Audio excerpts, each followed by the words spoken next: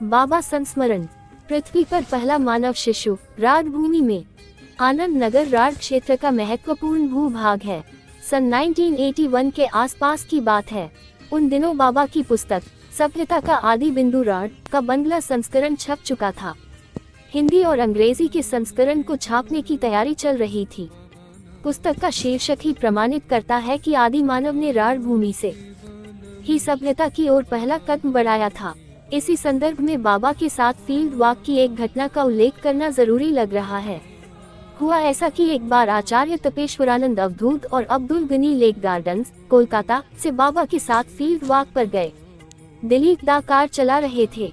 प्रताप दा अंगरक्षक की हैसियत से दिलीप दा के बगल में बैठे थे। कार कोलकाता से करीब 7-8 किलोमीटर दूर जाकर सड़क से जरा दूर हटकर एक सुरम्य स्थान पर रुकी। कार के दरवाजे खोल दिए गए, लेकिन बाबा कार में ही बैठे रहे और हम सभी लोग कार से उतरकर बाबा के समीप जाकर खड़े हो गए। अपनी सद्य प्रकाशित पुस्तक सभ्यता आदि बिंदु राड के बारे में बातें करते करते बाबा तपेश्वरानंद जी से अचानक पूछ बैठे, तुम्ही की यही बोई पढ़े छो? क्या तुमने इस पुस्तक को पढ़ लिया? तपेश्वरानंद जी चुप रहे। गनी ने झिझकते हुए कहा, हो बाबा, आमी पढ़े छी। हो बाबा, मैंने पढ़ लिया है। बाबा खुश हो गए, बोले, very good, it means you know बंगला। अच्छा बताओ तो इस पुस्तक की मुख्य बातें क्या हैं? गनी ने कहा, बाबा पुस्तक के प्रारंभ में ही अपने कहा है कि लगभग 10 लाख वर्ष पहले प्रथम मानव शिशु, जिसे नृवंश विज्ञान ऑस्ट्रेलोपिथेसिस कहता है, ने अस्थि पहाड़ के आसपास जन्म लिया था, जबकि नृवंश विज्ञान एंथ्रोपोलॉजी की रिसर्च के अनुसार प्रथम मानव शिशु ने जावा, सुमात्रा और अफ्रीका में जन्म लिया था। इसलिए ऐसा कहकर आपने मानव वैज्ञानिकों एंथ्रोपोलॉजिस्ट की रिसर्च को चैलेंज कर दिया है। गनी की बात सुनकर बाबा मुस्कुराए और कहा, कैसे? गनी ने कहा, एंथ्रोपोलॉजिस्ट ने 30-40 वर्षों तक रिसर्च करके प्रथम मानव शिशु के जावा, सुमात्रा और अफ्रीका के जंगलों से सारी दुनिया में फैलने की लंबी यात्रा का भी पता लगा लिया है, जबकि आपका कथन उनकी रिसर्च को सिरे से ही खारिज करता है। बाबा ने कहा, मेरी भाषा चैलेंजिंग तो नहीं है। आपने वह बात सीधे सादे लहजे में ही कही है, लेकिन उसमें चुनौती का हल्का सा प्रभाव भी शामिल है। गनी की बात सुनकर बाबा गंभीर हो गए और कहा, दरअसल मानव शिशु ने उसी कालखंड में एक साथ कई स्थानों पर जन्म लिया था, लेकिन सबसे पहले उसका जन्म आनंद नगर के आसपास की राड भूमि में ही हुआ था, और मुझे विश्वास है कि मेरे शिष्य मेरे कथन को प्रमाणित कर देंगे। गनी ने उस पुस्तक की कुछ और भी महत्वपूर्ण बातों का जिक्र किया, जिनसे बाबा सहमत होते गए और उनसे संबंधित कुछ और रोचक तथ्यों की जानकारी भी दी। अंत में गनी ने कहा, बाबा, इस पुस्तक की सर्वाधिक महत्वपूर्ण बात यह है कि यह संभवतः पहली पुस्तक है जिसके अंतिम पैराग्राफ में आपने पाठकों और समाज के शुभचिंतकों से विश्व की प्राचीनतम सभ्यता के केंद्र राड भूमि के विकास के लिए सहयोग देने की अपील की है। गनी की बात सुनकर बाबा थोड़ी देर तक चुप रहे, फिर कहा, इट वॉज माई ड्यूटी।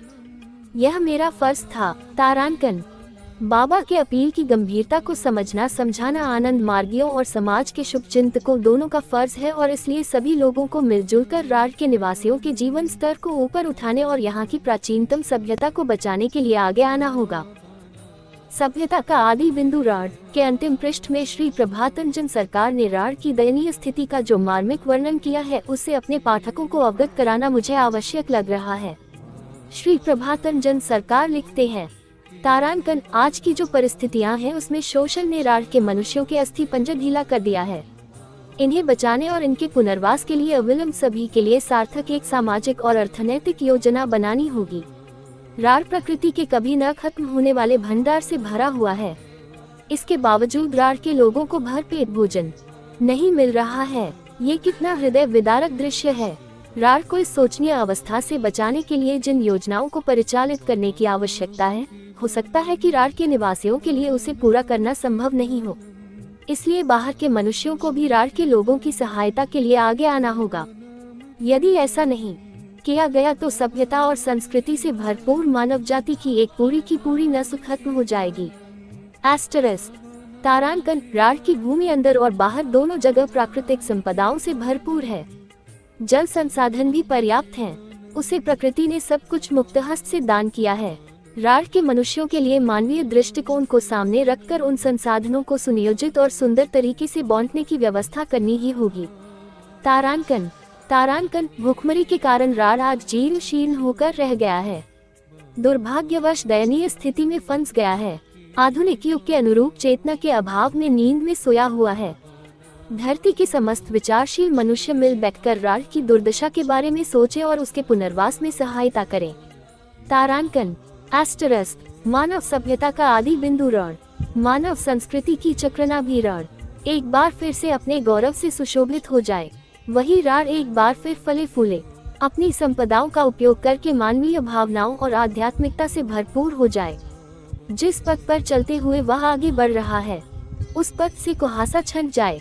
उसके विषादपूर्ण मुख पर जो मलिनता छाई हुई है वह दूर हो जाए और उसका चेहरा निर्मल और दीप्तिमान हंसी से खिल उठे। इसी कामना के साथ मैं अपनी इस रचना को समाप्त करता हूँ। आचार्य अनिमेषानंद अवधूत।